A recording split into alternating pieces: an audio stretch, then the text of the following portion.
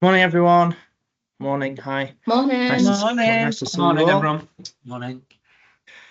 We're just going to wait for one more minute, and we've still got people joining fairly consistently. So we'll just hang on for a minute, and then we'll get started if that's all right. Okay, great. Well, welcome everyone, and thank you for joining our Storytelling to Influence Change webinar today. My name's Ken. I'll introduce myself a bit better in a minute, but just wanted to a couple of sort of admin logistical points, if I may. First of all, we're going to record the webinar today, and it's already set to record, so you should have the notification at the top of your screen. So just want to make you aware of that, and that's just so we can share the webinar with those who are not able to make it today. And also, we'd encourage you to use the chat function. There will be a chance to ask questions, and we will have some breakout rooms where you'll be able to discuss some of the points that we're talking about today with others. But if you've got questions as we go, please use the chat function to answer. You can both to ask and to answer questions. Feel free to answer the questions as well in the chat, and we can make it a bit of a collaborative learning experience. So I'm just going to share my screen. Bear with me. So both myself and Michelle will be sharing some thoughts and ideas in today's webinar. So my name's Ken. I work for a company called Miuva that's like a systems thinking consultancy and advisory company, and our biggest piece of work is with Together an Active Future, which is one of Sport England's local delivery pilots. I've been working around place-based work and systems thinking work for a number of years now, and looking forward to sharing some ideas with you today. But the main person with all the expertise today is Michelle, so I'll hand over to her to just introduce herself as well. Hi there, I'm Michelle. I am currently communications lead for Together an Active Future. So originally started out with sort of visual communications early in my career, doing a lot of graphic design and photography. Moved on to working alongside Ken at a leisure trust as marketing manager. And I suppose in that time we went through the pandemic and sort of realized how important storytelling was. And that really sort of shifted some of our work and thinking around storytelling. And that's led now to being here at TAF as the communications lead. Great. Thank you, Michelle. So why are we here today? Well, just a quick insight into Together an Active Future. So it's Together an Active Future is a project that is been an investment from Sport England, one of Sport England's place partners, and we're based up in Pennine, Lancashire, in the northwest of England. And our work has been predominantly about thinking about whole systems approaches to tackling physical activity inequalities. But lots of what we're going to share today will have a physical activity spin on it, because that's been a lot of our work. But I think the principles and approaches we're going to talk about today will be equally applicable to lots of different elements of work in different sectors, and particularly those who are working in the public and charitable sector, thinking about working on supporting people in and tackling social issues. On the right hand side of the screen here, you can see our model for change and the way in which we do our work. And one of the things that we're learning in Together an Active Future is that the role of us as leaders and people who work within places and systems, it's our behaviour that we're seeking to influence and to change the behaviour of systems leaders and those working with communities, and that behaviour change of people in the system is a key part of the overall work of systems change and place-based working. And you can see as highlighted at the top of the screen there, we've got an orange circle around mindsets. And I guess one of the things that we've been learning and thinking about is that if people don't see the world differently, if they don't believe different things, if they don't reprioritize things, if we don't make different decisions, then everything's going to stay the same. And so those mindsets is a key thing that we're seeking to influence in our work. And I suppose what we're going to talk about today is how can you influence those mindsets of people that you're working with people within your organization, within your teams, but then more widely across other organizations and partnerships and collaborative networks. And I guess that's the art of storytelling. And so the aims of the webinar today is we're going to talk about why storytelling, And we're going to talk about how storytelling can help us make sense of complexity. We're going to talk about how storytelling can shift mindsets. And then we're going to move into some practical thinking, I suppose, about actually how do we begin to start to think more proactively about the stories that we're telling. And we've developed Together Active Future, Michelle and I have developed a framework for how we might approach storytelling and start to plan and be more thoughtful about the ways in which we present and talk about our work. And then some final practical things about actually delivering the story once we've developed it. So that's the plan for today. And just to kick us off, really, I suppose this, Marshall Gantz, who's quoted here, is developed a storytelling framework called public narrative. He's a professor at MIT in America, a university, and he talks about that stories not only communicate information, but fear and hope and anxiety. And it's that very nature of, because we feel it, that we get the moral, not just as a concept, but as a teaching of our hearts. There's like a deeper connection around values when we use the power of storytelling. And so that's what we're going to try and talk about today. So just to start us off, we know that we learn better once we've had a chance to engage and to think and to share some of our own thoughts. And so we're just to start off today, we want people to get into the mindset and thinking about stories. And we're going to put you into breakout rooms just in pairs, and so you're going to get to meet somebody else. And we want you to think about a recent memorable presentation, a speech, a webinar. Maybe it's a meeting that you've been at, something that you've read in a book, a blog that you've remembered, something that crops up as a new idea or something you've thought about differently in the last few weeks and months. And then just share that with your partner. And what was it that you remembered about that? What was it about that sense of story, perhaps, that was important to you? And it may not be, may not feel like a story, like a traditional story, like a Harry Potter or a Mission Impossible or a Jack Reacher book or whatever kind of stories you like to think about. But how was the information presented in a way that felt memorable to you? Great. So, hopefully you've all had a little opportunity to share a bit of a story that's really resonated with you, that stuck with you a little bit. So I'll give sort of, for me, I thought I'd share an example. Recently we were at Together in Active Future, we hosted a full sort of conference, a strengths collab, which was a huge conference, hundreds of people. It was a full day full of workshops, full of information, case studies, and there was quite a lot going on. And at the end of the day, Ken doesn't know I'm going to tell this story actually. Ken was doing his closing speech, and he told quite a personal story about how someone in his life had really connected with his son and inspired his son to really embrace his strengths. And it was a really nice story that's really connected with me. So that's just an example from me about sort of that thing that stuck with me recently, which sort of leads us on to think about, so why not lead with facts? Why not lead with information, data, and facts? And we'll go through a couple of points here. So we are, as a society, inundated with information, from emails, from work, from the news. Your mobile phone is following you around with your constant notifications and messages. So that there's a lot of information to process all the time.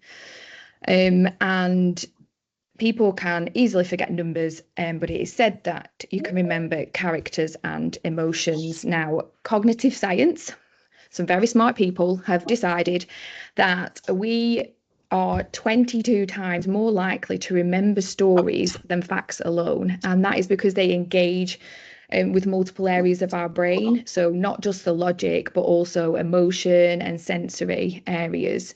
And that's why sort of stories help us feel, help us connect, and we can remember them.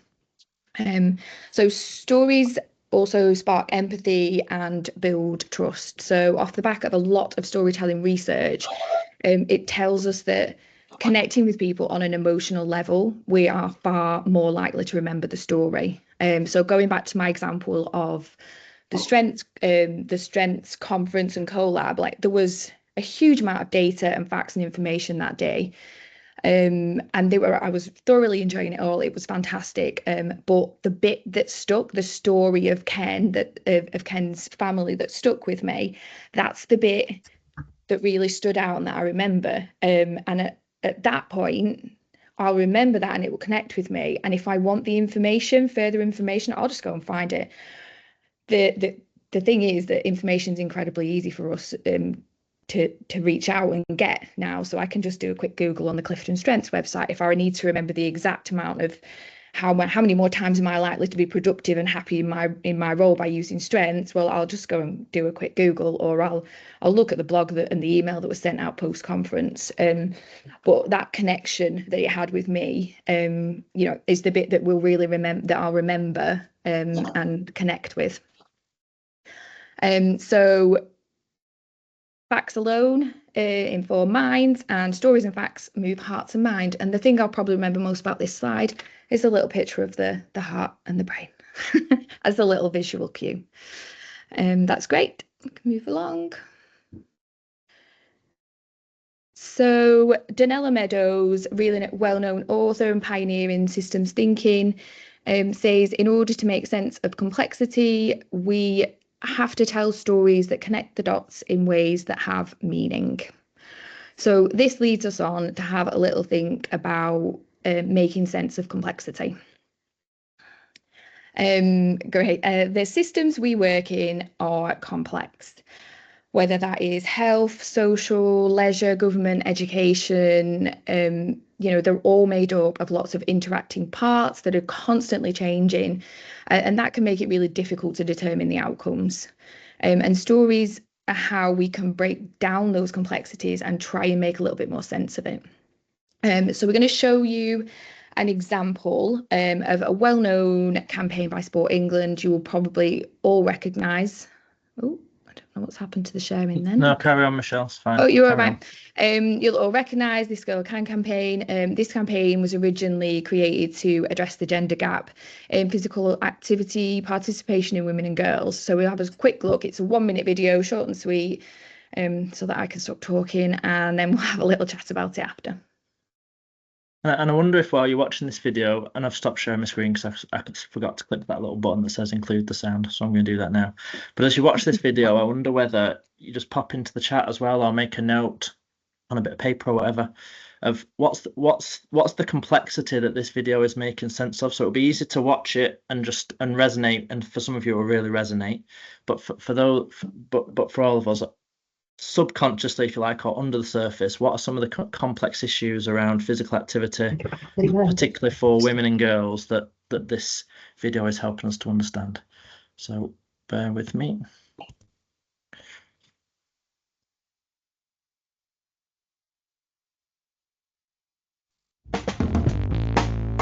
Me again.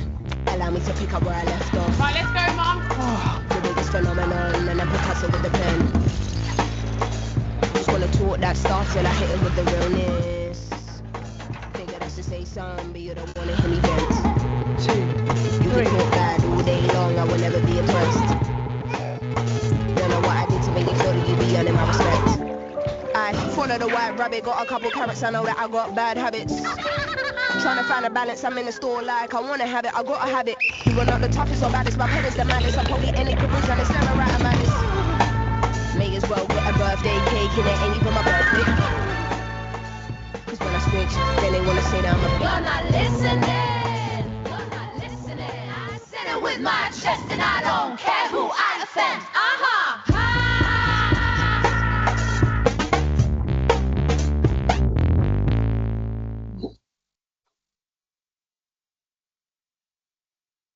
Great.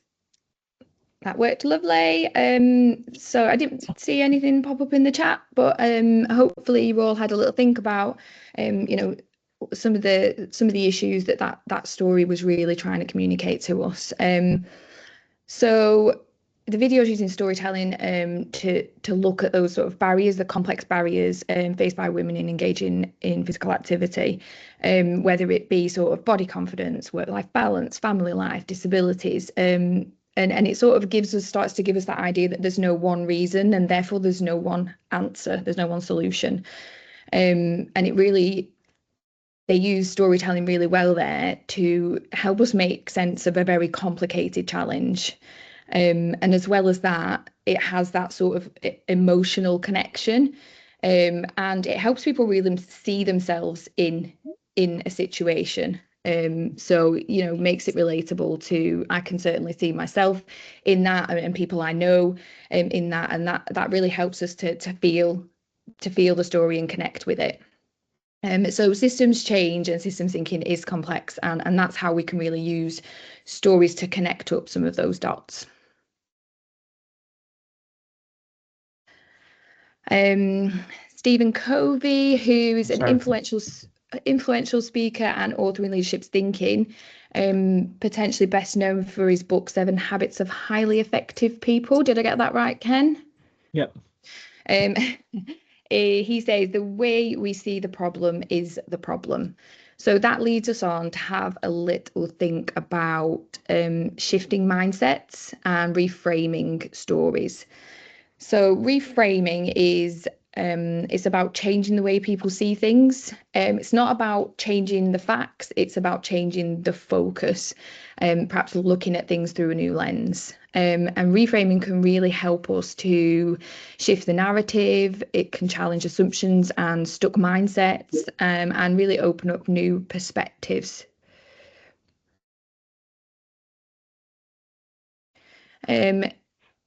That's great. And a couple of examples of sort of reframing in action, as simple as we're going shopping for some anti-bac spray. Is something labelled up 99% germ-free? I'm going to go ahead and buy that, or I'm going to buy the one that's labelled up sort of 1% germs. Not sure about you guys which one I'm going for, but it's the same thing, just said different way. Another example which you can hear sort of commonly hear around councils would be councils have no money. But another way to sort of frame that narrative is councils are investing in 100% of their money into making towns better places for us to live.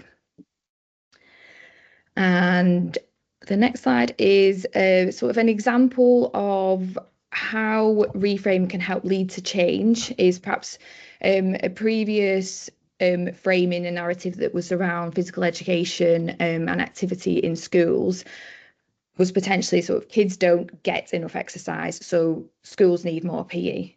But reframed actually could that was reframed to say that movement can be embedded into the school day without needing more time, space, or resources. And that reframing we already see has led to schools shifting to introduce things like the Daily Mile, energizers, active learning. So that's really helped in sort of making that change by shifting that mindset.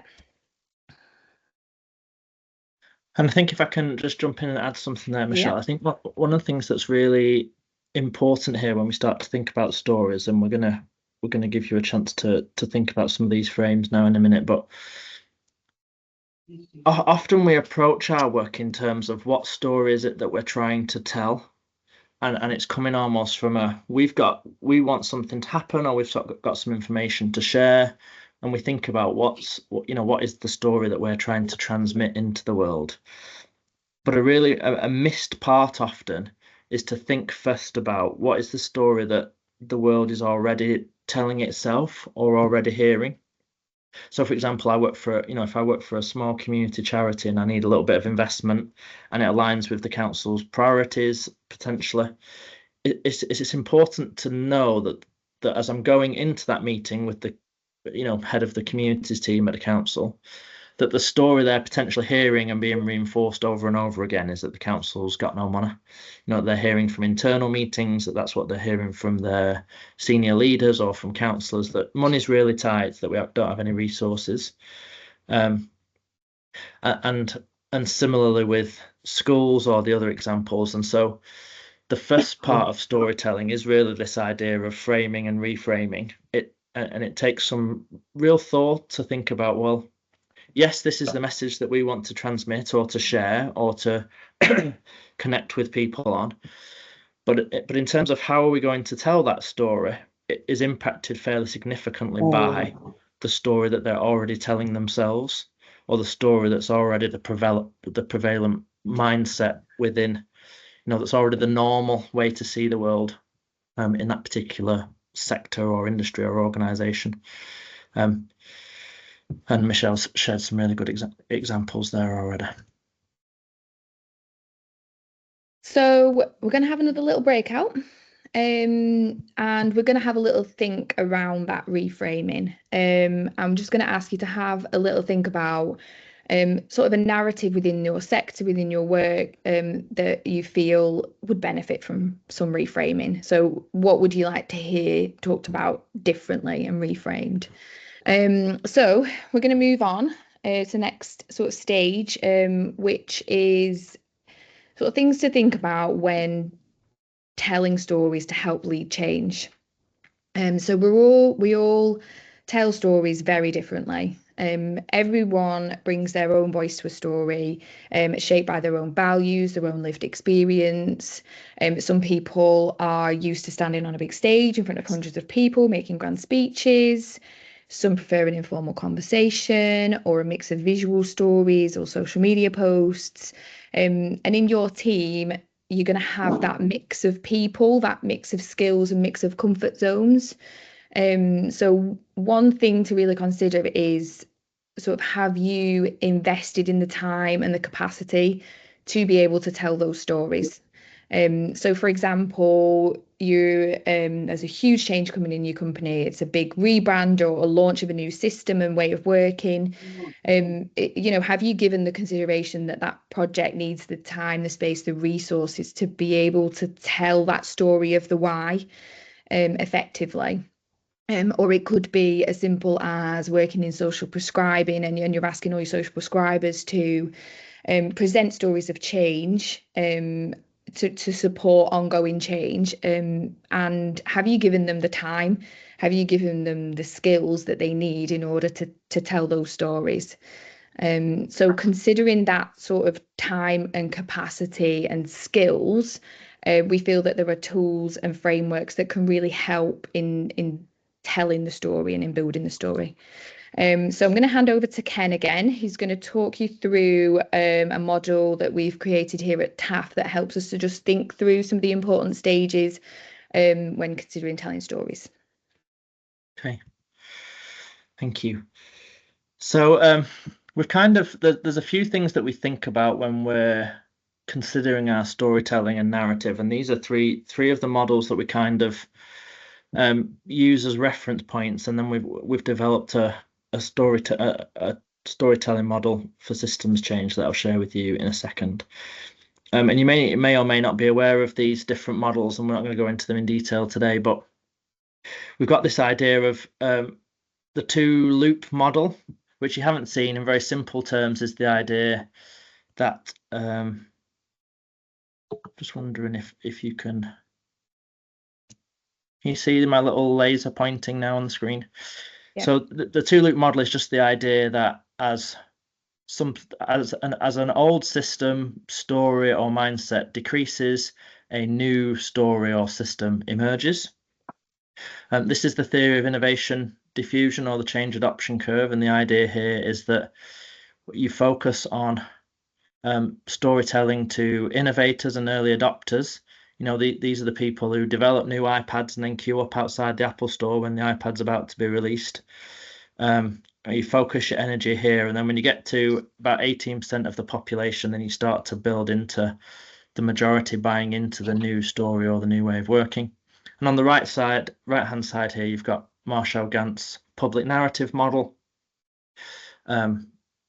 which is this idea of tell the story of self. Why is it important to you?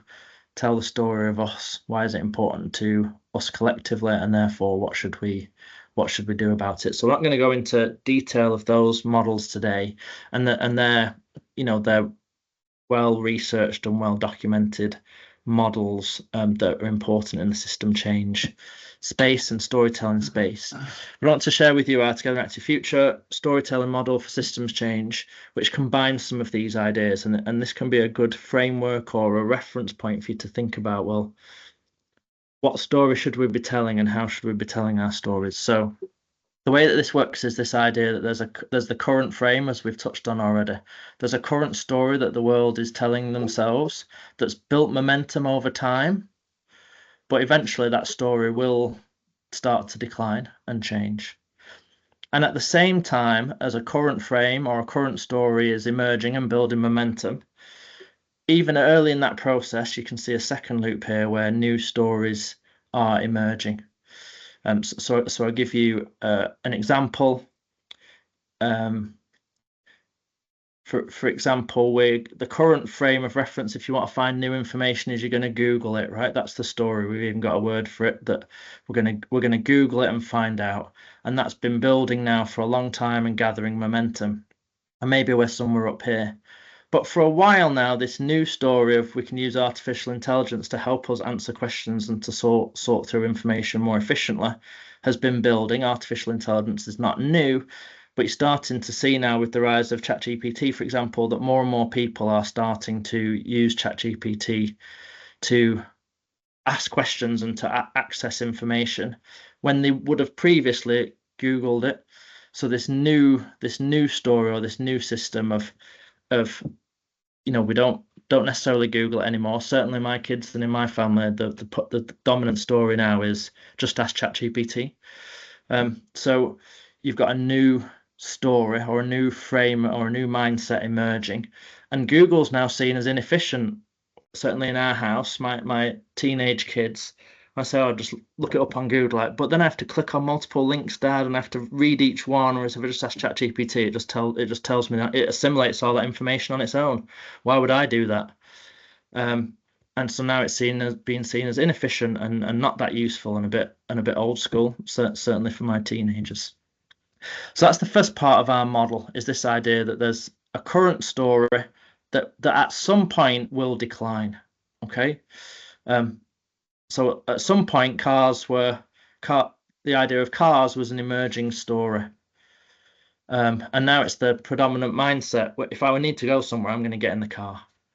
But maybe there's a new story emerging around active travel, around walking and cycling, around climate change, that maybe means that the use of cars might begin to decline, and we're starting to see that. And there's data been released recently about the proportion of cars to bikes in the Greater London area, for example, and a significant decrease in car usage and a significant increase in active travel. And we've seen that in cities around the world, Paris, Copenhagen, and others.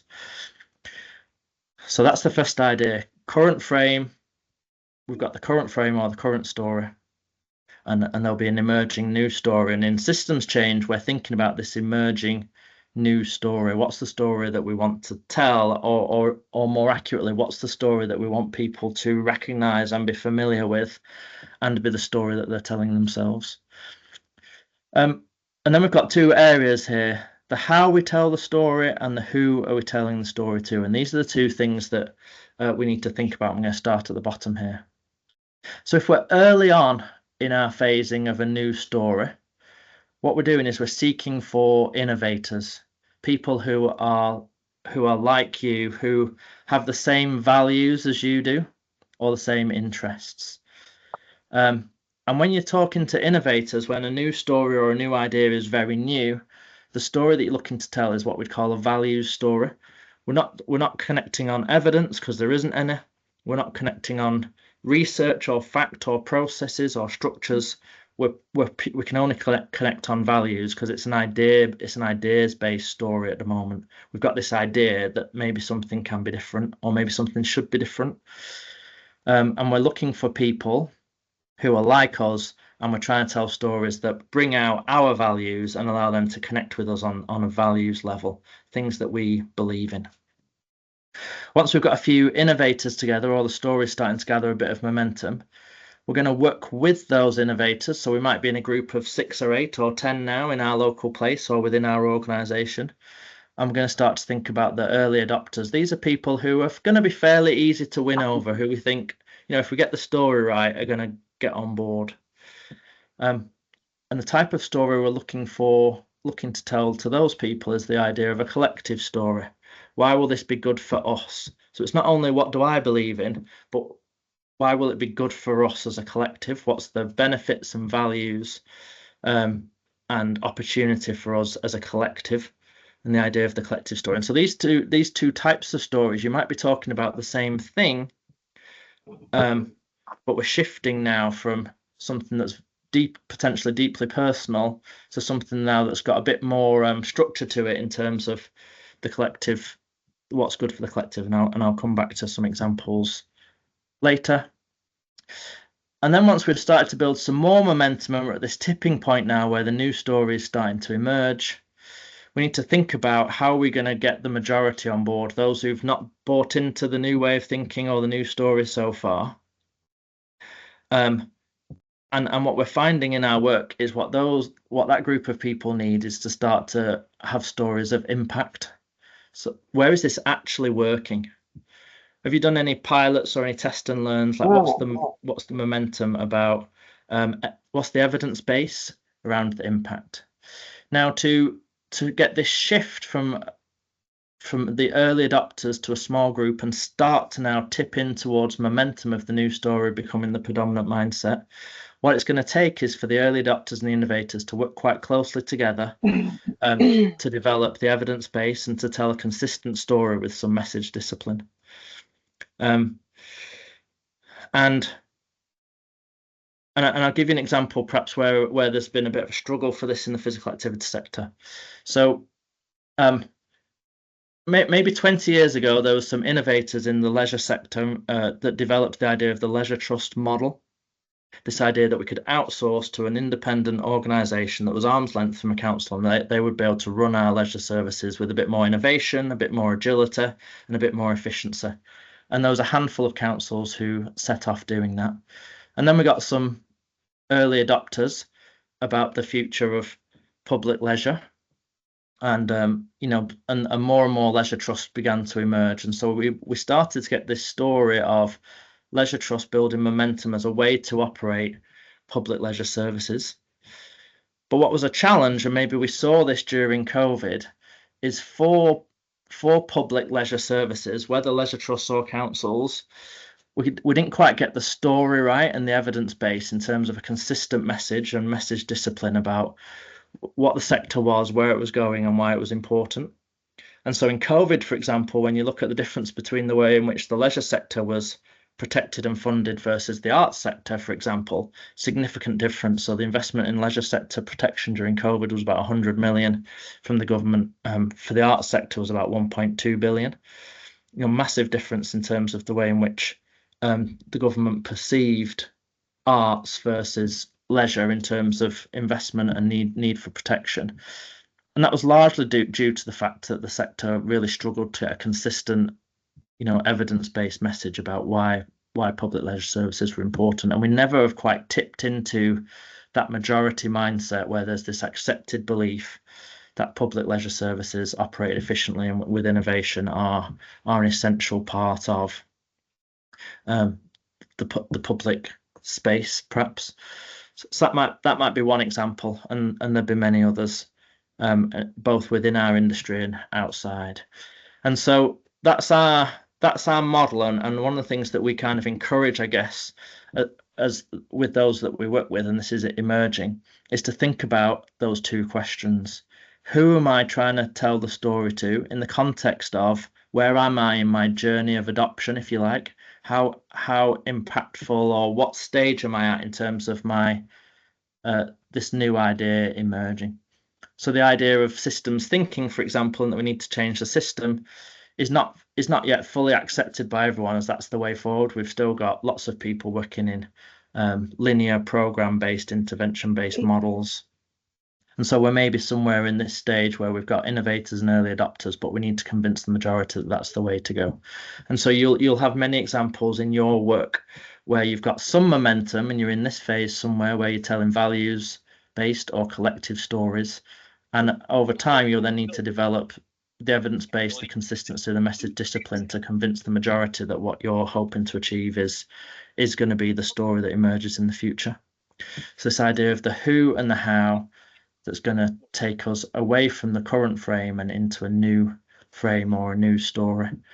And Michelle's going to talk a little bit about some of the ways in which we might begin to make this transition from, from this story of value story and collective story through into gaining momentum across the majority. So this new mindset becomes the prevalent way of thinking for your workspace, sector, or place. Thanks, Ken. So we have created a bit of a storytelling template.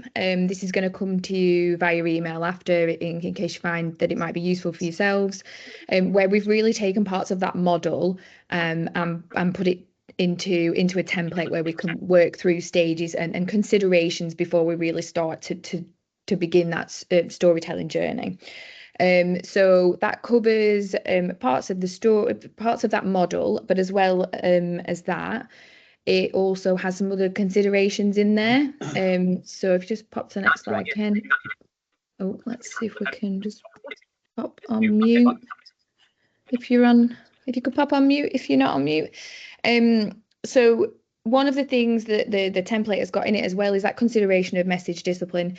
Ken sort of touched on that a little bit in the model, but it's quite a key thing that we really talk about in storytelling. So it is, establishing your key message. What is the one core message you are trying to communicate? This is a message you're going to consistently reinforce. It's going to be at the heart of all of your stories, and it's going to go across all of your platforms and communications. Just to create that clarity and consistency and just keep reinforcing that message. Another consideration is, does it flow? Does it make sense? There's a theory, narrative theory of Walter Fisher, which basically tells us that our stories have to be clear, they have to be coherent, they need to flow and make sense in order for us to accept them as the truth. So there's different techniques you could use. You could storyboard ideas out so that you can sort of shift the way that you're going to frame your story around, and also sense checking the story. Just get somebody else to take a little look over it. From my experience at Together and Active Future, all of our work streams have amazing stories that they share, and then sometimes you're so deep in the work that when you're telling the story, you actually forget the sort of the nugget, that the key thing that we need in order to make sense of the story, and that's essential for really embracing the story and coming on board with it. So sense checking is a really good tool. I always check my stories with people before they go anywhere, just to make sure that I haven't missed out something really important. So and if I can just add, Michelle, to there, and perhaps go back to here for a second. And one of the things that Michelle's kind of advocating for there and talking about, which I think is almost like a key part of all of our systems change work that maybe is missing, is, are we really carefully thinking about what we're doing? In its largest sense, but now particularly as we relate to stories. If I was going to a meeting where I was considering trying to influence a partner or an organization or a network of people to think about something, are you carefully planning in advance, the way in which you're going to speak and the stories that you're going to tell? And a template like this is something that I would use almost before, best practice would be, right, and we're busy, but best practice would be almost before every meeting and every conversation. I'm starting to think about, well, where is this person? Are they an early adopter? Are they an innovator? Are they going to be in the early majority or the late majority?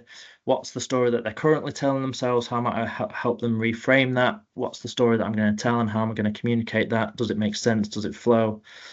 And so the idea of some of these templates or tools, but then just more generally, is this principle of, if we were just to spend 3 or 4 minutes even thinking about the stories that we tell, thinking about the way in which we want to communicate our ideas, just a few minutes before each meeting. And you can accomplish quite a lot in 3 minutes. And we often talk about a 3-minute think in some of the work that we do. If you just take 3 minutes to think about, how can I present this in a more impactful way? And it saves you doing the kind of thinking on my feet in a meeting, scrambling around, which is where you get your disconnected, slightly incoherent stories sometimes, is where we're making them up as we're on the spot. And so a key thought here in terms of storytelling for system change is actually to take time, and Michelle referenced this earlier, time and capacity to really think about how is it that we're going to influence change here within our team, within our organization, within our network, and doing some proactive thinking about how that might work using models like we've suggested today, or tools, and others, right? And there's other storytelling templates out there. Do you want me to move on, Michelle, to the next one? Yes, please. So another thing in the template that we've included just as a consideration is the where. Where are you going to share your story?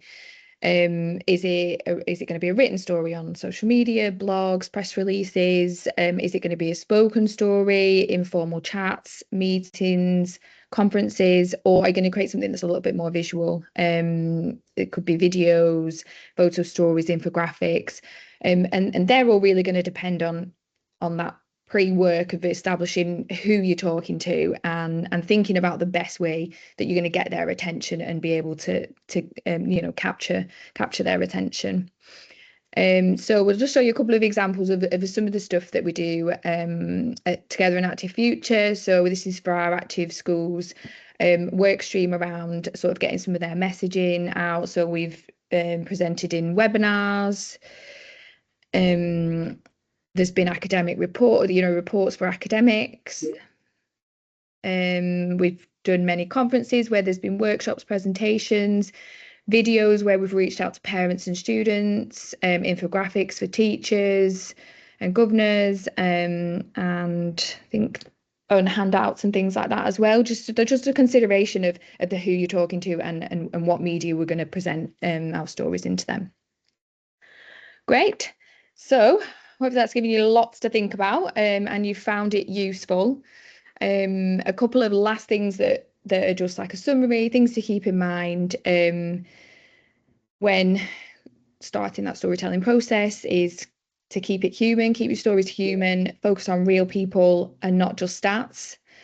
Keep it simple with a clear, consistent message and keep it hopeful. Make sure we're telling people and showing people that change is really possible.